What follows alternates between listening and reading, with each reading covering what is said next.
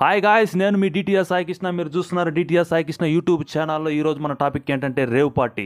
అసలు rave party అంటే ఏంటి, అక్కడ ఏం జరుగుతుంది, సెలబ్రిటీలు సినిమా స్టార్లు ఎందుకు వస్తారు, అక్కడ అమ్మాయిలు అబ్బాయిలు ఎటువంటి కార్యకలాపాలు నిర్వహిస్తారో తెలుసుకుందాం. విదేశాలతో పాటు ముంబై, పూణే, బెంగళూరు, కోల్కతా, ఢిల్లీ, ఎన్సీఆర్ వంటి కాస్మోపాలిటన్ నగరాల్లో ఇటువంటి రేవ్ పార్టీలు నిర్వహిస్తారు. చాలా రేవ్ పార్టీల్లో డ్యాన్స్, ఫన్, ఫుడ్, డ్రింక్, అలాగే డ్రగ్స్, సెక్స్ వంటి వాటి కోసం ఏర్పాటు చేస్తారు. కానీ డబ్బులు చాలా ఖర్చు చేయాలి. రేవ్ పార్టీ నిర్వాహకులు గోప్యతపై పూర్తి జాగ్రత్తలు తీసుకుంటారు.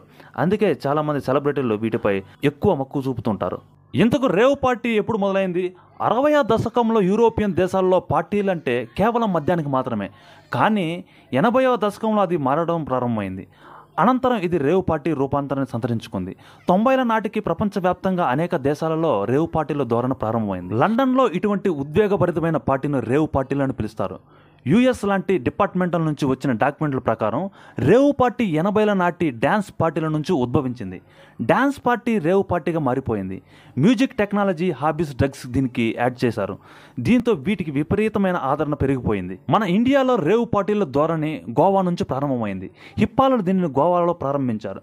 తరువాత ఇటువంటి పార్టీల ధోరణి అనేక నగరాల్లో పెరుగుతూ వచ్చింది. గత కొన్ని సంవత్సరాలుగా హిమాచల్లోని కులు, లోయ, బెంగళూరు, పూణే, ముంబై వంటి అనేక నగరాలు వీటికి హాట్స్పాట్గా నిలిచాయి.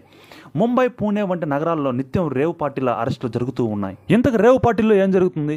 రేవ్ పార్టీ సుదీర్ఘంగా సాగే పార్టీ. ఈ పార్టీలో పాల్గొనాలంటే పెద్ద మొత్తంలో డబ్బు ఖర్చు చేయాల్సి ఉంటుంది.